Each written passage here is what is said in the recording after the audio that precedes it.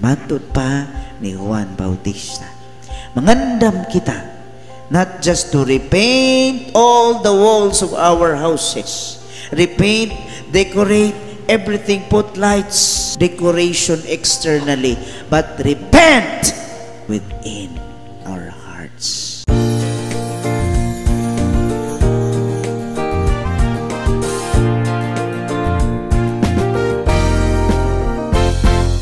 Tumiaging Domingo, gisugdan na itong unang Domingo sa Adbiento. Kandila na ito, nagsigauna. Ano sa ito?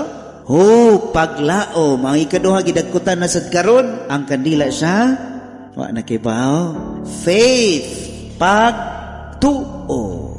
Ayong limot-limot, ano sa naman mo, ay? Bago pagani, limot dayon.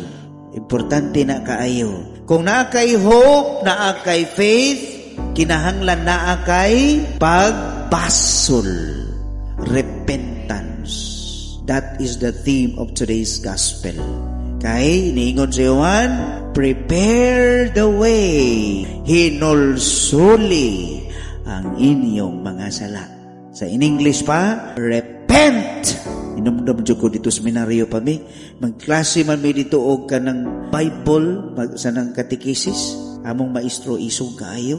Basta magklase na siya Bible, duka kaayo. Do kaming tanan ang tendency pareha sa inyo ba nga?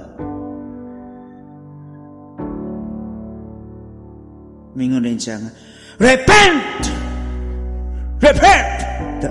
Anak ko dayon ni. Pareho ninyo ba? Mao na paghinulsol, repent.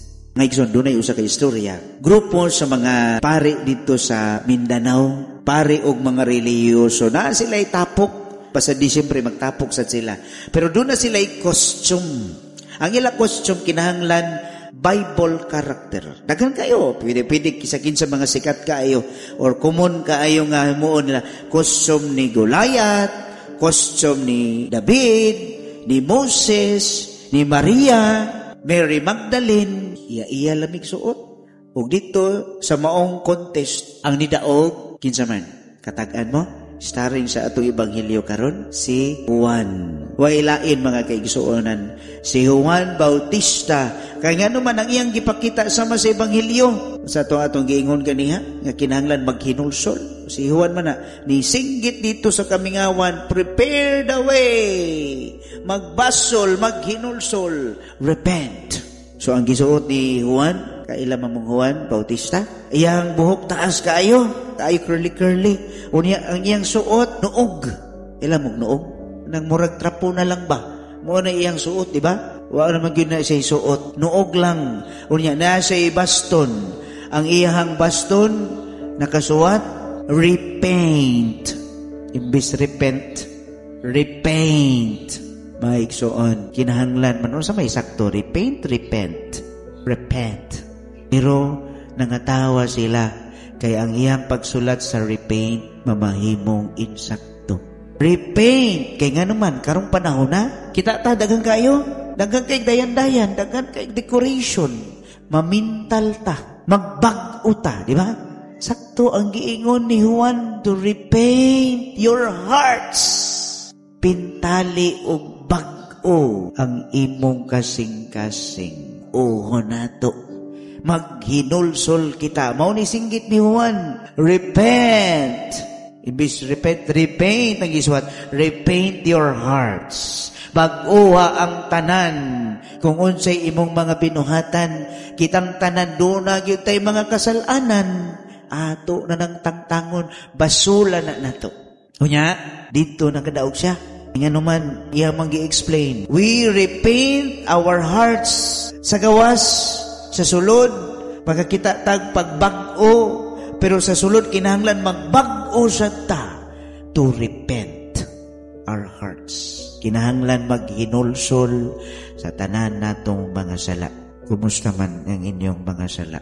Inyo nang gihalad sa Dios? Nagduka-duka naman mo, buntag kaayong sayo, ay gustoon, dili sayon. Karong panahon na, pilti, nagyong bisiha. Busy kaayo mo, di ba? Naghangkay schedule, bali-bali party. Kamisan, bali-bali san ming misa. Gahapon, siyam kabok ako ang schedule. Kung bati pa tani, magsugod pa gani, siyam na. Wa pa gani ang misa di Galio. matagabi, misa mis banggaan, katultol mo sa banggaan, no? Banggaan dito sa taas, bukit, tunga-tunga man siguro na.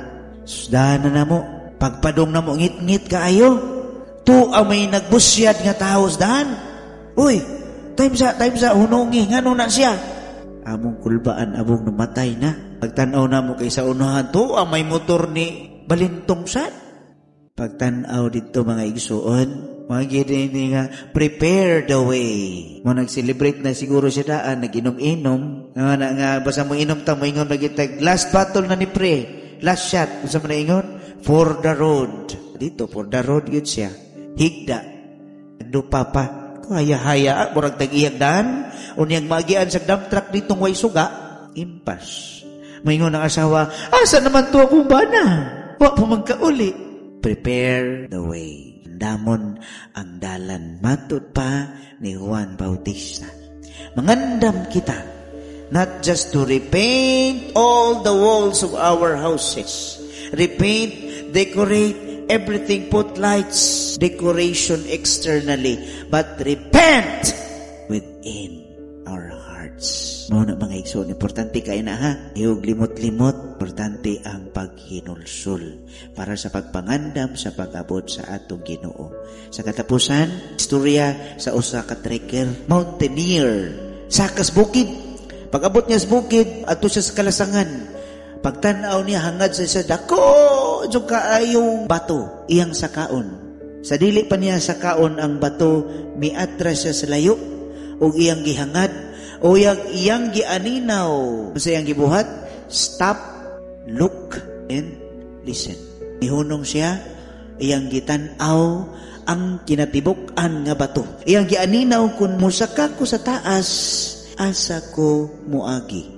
Unsay buhat nako, kung muagi ko diri, mubaybay ko diri spikas, ari ko padulong, musaka ko dito, haron mo abot ko sa taas. Dunay pag-aninaw, pagpamati sa guidance sa Espiritu Santo.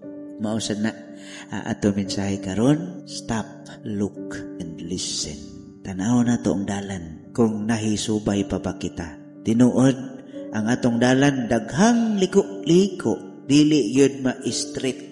Mauna nga, daghang mga tentasyon diri kilid, musimang naman ta dito sa unahan, mubalik naman, disturb kaayo sa atong kinabuhi, mahisalaang, mag-away, ingon ta, paghinulsol. And we cannot do paghinulsol, repentance, without forgiveness, without hatag pasaylo. So kanang naa sa imong una-una karon nga imong gikalagutan, pasayloan na.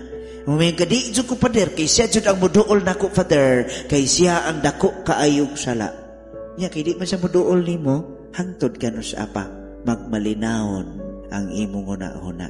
Ingon si Juan Bautista, hawani ang imong dalan, hawani ang imong kasing-kasing aron sa pag-abot sa atong Ginoo, malipayon kaayo kitang musinati kaniya.